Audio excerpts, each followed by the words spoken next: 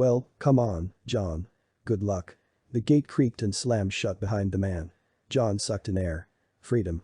He had spent a long 5 years in that prison for a crime he had committed not on purpose. John used to work on a heavy truck.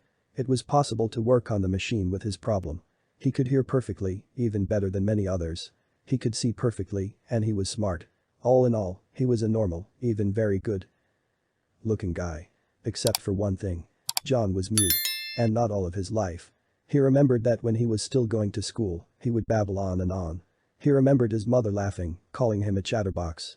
And then he and his mother were crossing the road and some drunken freak ran a red light. The mother managed to throw John away, but she didn't have time to jump away. Since that day, John had lost the ability to talk. His father started drinking after the funeral. He drank for a year, then died quietly. Little John lived with his aunt. She wasn't bad, she didn't hurt him. But there wasn't much warmth in their relationship. So, as soon as possible, John got his license and went to work. On that ill-fated day, he went to the mechanic again. And again he wrote in his notebook that the brakes were bad in the car. He brushed it off. I've seen them, it still can be driven. John could not control a loaded car at the intersection. He piled 3 cars into one bunch. No one was killed, but people were hurt. At the trial, the mechanic was waving his hands in the air. Try to understand what he's mooing. If he had told me, it would have been done. It turned out that it was John's fault. He was the one who knew that the brakes didn't work, got behind the wheel, and went to work. There was no one to stand up for him. Thankfully, at least his aunt didn't forget and sent him packages. John threw his backpack up high and headed towards town. It's only a 2-mile walk, at least he can get some air. His path lay along the railroad tracks. As a child, he had once dreamed of becoming a machinist. John himself did not notice that he was walking and smiling. A beautiful car drove past him. It braked sharply and backed up. Behind the wheel was a beautiful young woman. More like a girl, really. It was just the bright makeup that made her look old. Hey, you got a phone to call? 'Cause I lost mine. John shook his head and spread his hands. Why the mooing? Don't you know how to talk? He nodded his head affirmatively. The girl laughed. Are you mute? That's crazy. Well, ciao, the mute boy. And she hit the gas. John even coughed up the dust that the wheels of the car raised. But even that didn't spoil his mood. After 10 minutes of walking, he heard the train whistle and at the same time the car of the girl.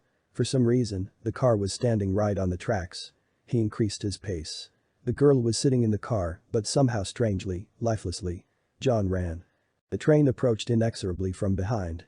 The driver had evidently already noticed the car, he desperately blew his horn, but the girl did not move. When John ran up to the car, he realized that the girl was unconscious. He yanked the door open, the train brakes clanked loudly, but John knew he would not be able to stop in time. Pulling the girl toward him, he managed to drag her a few meters away, and at that moment there was a loud bang, a scraping sound. Something flashed over him, he fell on the girl, and at that moment there was a thump in darkness. Apparently, a piece of debris from the car flew in. He lay in silence with his eyes closed and tried to listen. There were sounds somewhere in the distance, but they were incomprehensible and unfamiliar to him. His body ached and his legs were especially painful. He opened his eyes cautiously. The smell. That smell, or rather a similar smell, had been in the prison hospital. He had been there a couple of times with a bad cold. And then he remembered everything.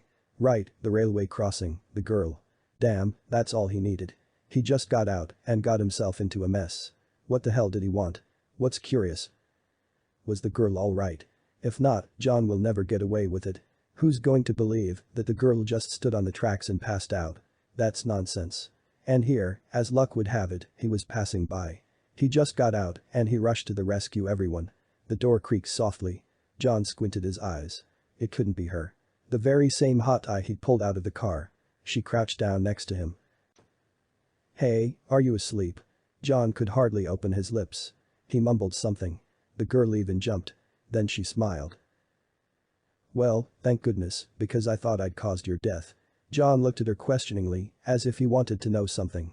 The girl understood. It's no big deal. I have diabetes, I can't eat or drink much. I was partying all night and I forgot my medicine at home. I thought I'd make it home in time, but I ended up like this. Thank you. My father is very rich, just very much. He'll definitely thank you. Footsteps were heard in the hallway. The girl jumped up. My name is Delilah, see you again. She shot out the door, and a minute later a doctor, accompanied by a man, entered the room. John covered his eyes. He heard the doctor check the readings. "Well, it's okay. In a day you can be transferred to a regular room." "Doctor, no one can hear us here. What did the blood test show?"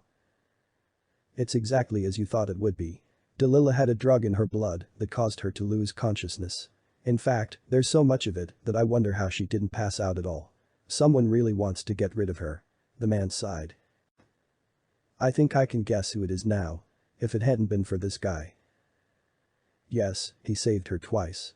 The first time from the train and the second from the effects of the drug. You see, she would have fallen into more and more oblivion by the minute and then she just wouldn't have been able to get out. And he was able to shake her out of that state, shake her out in time, and immediately frighten her very much by the fact that he suffered himself. A burst of adrenaline, and the drug neutralized. So, Delilah was very lucky to have met him at all. I'm asking you to make sure he gets everything he needs. Have you found out who he is?" "He has a release certificate. He had just been released an hour before it happened." "It is getting more interesting. I'd like to see it." "Yes, of course, let's go." The doctor hesitated. "I'm sorry, can I ask, if you know who wants your daughter dead, why don't you report it to the police?" "It's a family matter. I think it's my wife. The young wife who's decided that Delilah is a hindrance to my money. It's a long story, but I'll solve it soon." They went out, and John opened his eyes. What a Mexican soap opera they have. Lots of money, plenty of everything, and they're trying to kill each other. I wonder if Delilah knows all about it. A day later he was transferred to a regular room. The doctor said he was born with the stars on his side because almost half of the car fell on him and he only got a few broken ribs. Well, it's a general bruise that was going to hurt for a long time. He needed to stay in the hospital. Before he left, the doctor sat down next to him. "Were you always unable to talk?" John shook his head in the negative. The doctor rubbed his hands together. "You mean it came about because of something?" He nodded. Then the doctor handed him a notebook and a pencil. "I ask you to describe everything, under what circumstances, how old you were. Everything. We'll try to help you." John diligently wrote out the words, remembering and reliving everything. Then he got tired, put the notebook aside, and fell asleep. He woke up to the sound of someone sobbing nearby. He turned his head and smiled. Well, of course, it was Delilah. She had just finished reading his writings. John reached out and took the notebook. "I'm sorry, I did it not on purpose." He nodded. Delilah stayed with him until the evening. It was impossible to be serious with her. It was painful for John to laugh, and sometimes he wrote to her, "That's enough."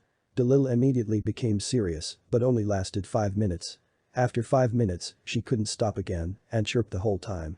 The doctor studied everything John wrote and said, "We'll take it. I won't give you 100%, but there's still a chance." John was always in doubt whether to tell, or rather write to Delilah about what he had heard, or whether it would be better to stay out of their family business. But when he began to go outside for a walk, the unbelievable happened. The day before Delilah's father came to see him. He said that his case had been sent for review.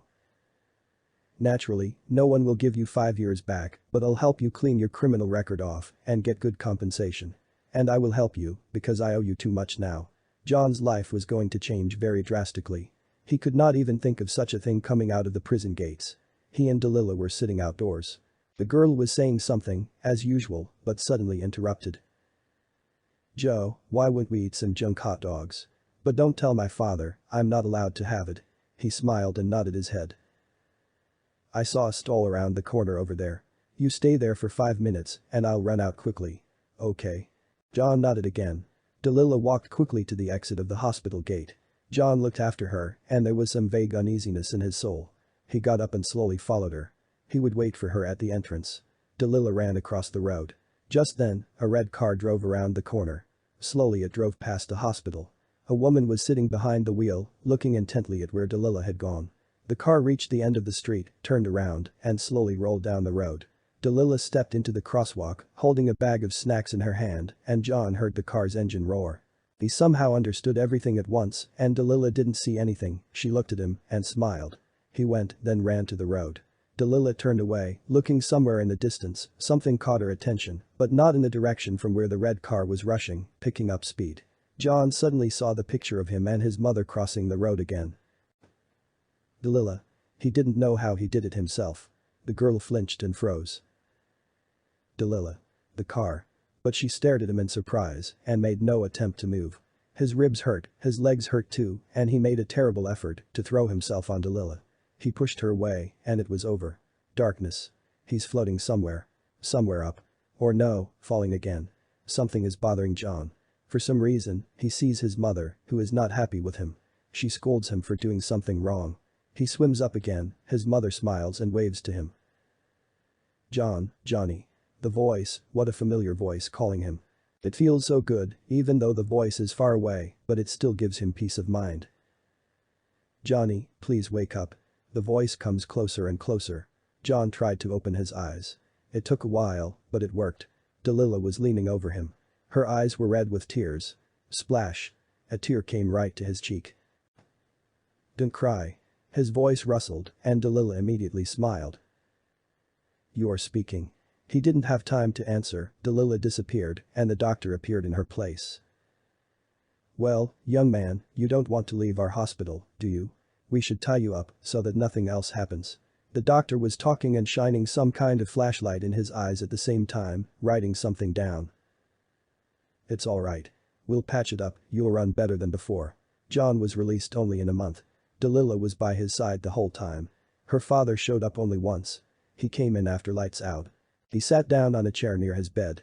He sat in silence for a long time, then he spoke. You see, Delilah is more than a daughter to me. I loved her mother very much, very much. It happened that when I met her mother, she was already pregnant. I always thought of Delilah as mine. Always. She doesn't know anything, and she never will. And then I met my current wife. I knew she was mercantile, and you know, I was about to kick her out. And she decided that Delilah was setting me against her. So she started a war. I would not have put up with it, but she said she was pregnant with my child. What was I supposed to do?